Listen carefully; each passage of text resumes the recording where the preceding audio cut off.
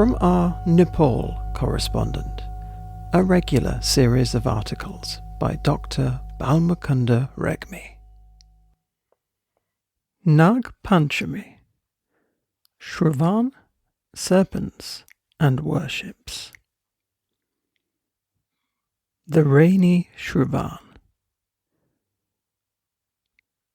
The month of Shrawan, Sawn mid-July to mid-August, has a special place in the Northern Hemisphere. On average, it is the longest month, literally Budo Sawn, the Old Sawn, with the highest monthly rainfall in Bharatavarsha, the Indian subcontinent. Clear health-related cultural activities take place in this month.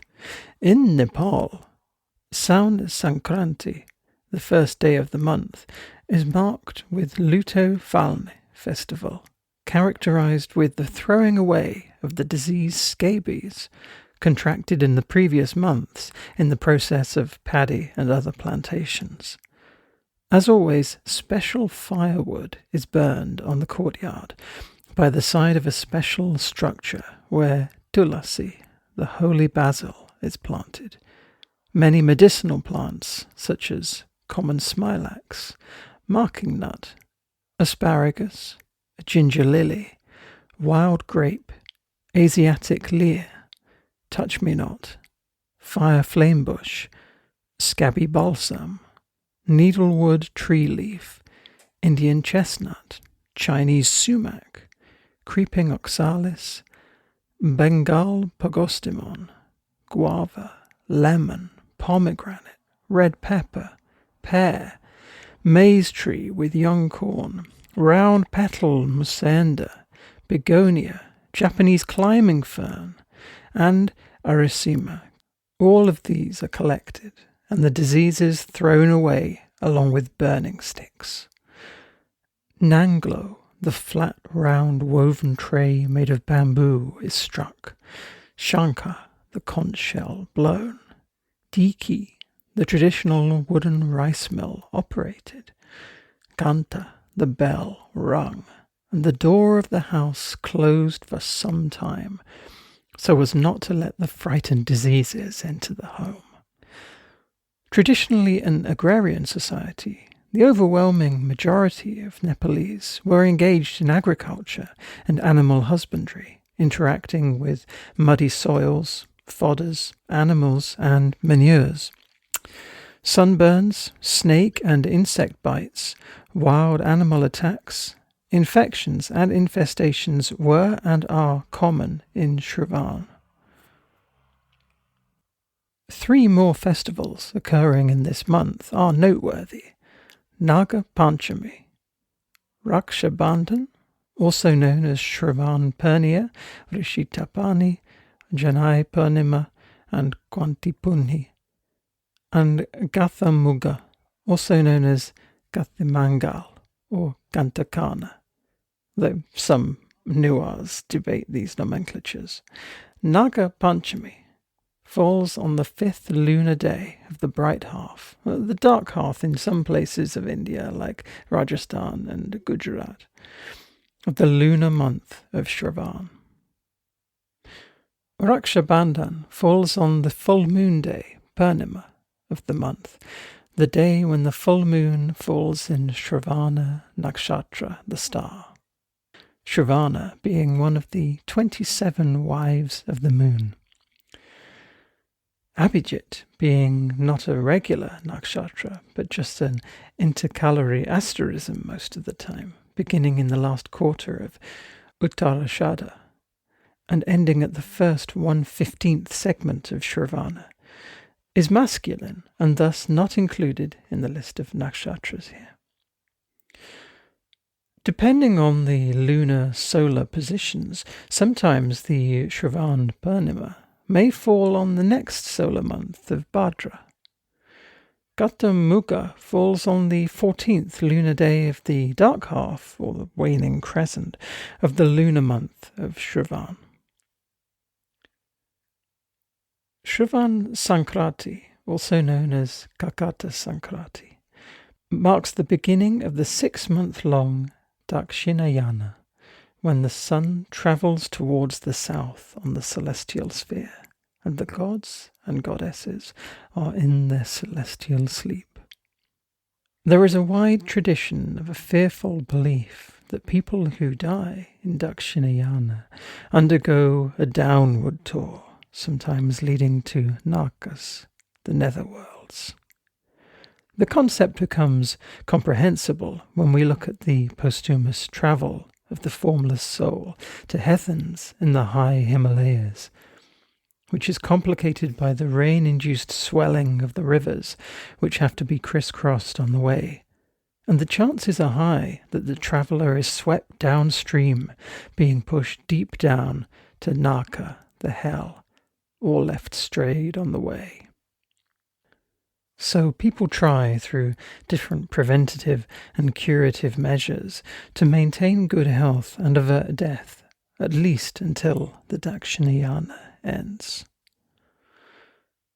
In the day of Rishitapani, Brahmin priests take a bath with pure fresh water before dawn, pay respects to rishis, the sages, perform worships to Lord Shiva, and rituals for the purification of holy cotton strings carrying special knots, janai, known as Yagyopavita, or without knots, doro, known as Rakshasutra. Both janai and doro are treated with kesha, turmeric powder, kush, the halfa grass, and gaunt, the cow urine, all now found to possess anti-infective, anti-dysenteric properties. Janai is worn around the neck by the males of Brahmin and Kshatriya families, who have already undergone a long and impressive religious ceremony called Vrata Bandha. Doro is for all, male, female, children and kids regardless of status and caste, get it tied around their wrists. In hilly Nepal, traditionally both janai and doro are offered by a family priest. Doro is called raki in the plain area of Terai in South Nepal, and is offered by sisters to brothers. Janai is considered to command the wearer to devotedly follow the religion and the path of truth. Doro is considered to provide protections. The rice pudding and kwanti, the sprouted mixed bean soup, are included in the diet for nourishment. Now, one relevant event to the management of fear is that the month Shrawan starts just after the 11th lunar day, Ekadashi, of the bright fortnight of Ashad, when Lord Vishnu, especially known as Hari in this context, goes to celestial sleep in Kshira Saga, the cosmic ocean of milk, on Sheshanaga, the cosmic serpent. The Ekadashi the Lord goes to a 4-month sleep is known as Harishani Ekadashi. The Lord wakes up on the 11th lunar day of the bright fortnight of the month Kartik, the day being known as Haribodhini Ekadashi. The fact that Hari means conscience indicates the possibility of misdoings by stressed people during these 4 months, unless warded against through conscious efforts in the form of festivals and rituals. These 4 months are rainy seasons. According to the Hindu scripture Padma Purana, one of the 18 major Puranas, the history books, cursed by Vrinda, the pure woman, for seducing her in disguise of her husband, Jalandhara. Lord Vishnu is turned to Shalagram, stone, for these 4 months of the year, and gets up to marry her, who is in the form of Tulasi. Knowing that when Tulasi is devoutly worshipped, Lord Hari pacifies the portents, fearful diseases, and many ill omens, as at its root is Brahma, the creator. In the middle is Vishnu, the protector, and Rudra, the destroyer, stays in the sprout, Devotees plant and worship tulasi in their courtyards. Katamuga is popular among Nuas living in Kathmandu and around. The festival symbolizes the culture of chasing away the physically strong ghosts invoked earlier, residing in the bodies of people as invisible shadows, making the bearer strong and helping in agriculture. Now most of the agricultural work is finished, and there is no benefit in hosting these appetite-enhancing creatures any longer. The festival is a direct reflection of both economic and security concerns, and an effort to see off the ghosts they had once invited.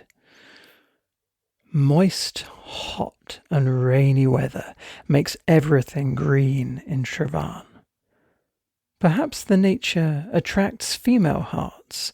On the very first day of the month, women begin painting their palms with henna, in imitation of Mother Parvati, who is said to have applied the same in her palms and successfully attracted Lord Shiva's attention, wearing ornaments and dressing in green. Be it for health or beauty or love, or camouflaging the staining of the body by the green muddy environment, wearing green, observing fasting and worshipping Lord Shiva on Mondays of Shravan is considered to bring a healthy and prosperous life to her husband and family for a married woman, and a good groom to one willing to marry. A good husband means a secure and happy life for a woman. There is nothing to fear of Kalki, the future 10th and final incarnation of Vishnu, who is prophesied to manifest himself on the 6th lunar day of the bright hearth of the lunar month of Shravan, as destroyer of the wicked and liberator of the world, leading to the return of the Satya Yuga, the era of truth on earth. Still, there is room for anxiety regarding one's own fate in such an event, though it will happen in the distant future. Through contextualized, well-designed festivals, rituals, and cultures, the Hindus have created a system that links physical, mental, and spiritual aspects of all ages and walks of people together. They have developed tools, some obvious and some mystic, which make possible human coexistence with all living beings and non-living things in Mother Nature, and happy and meaningful life to all mankind. And this fascinating and detailed article comes from Dr Balmukunda Regmi, Professor of Pharmacy at Tribhuvan University, Kathmandu, Nepal. And as narrator, my own apologies for any shaky pronunciations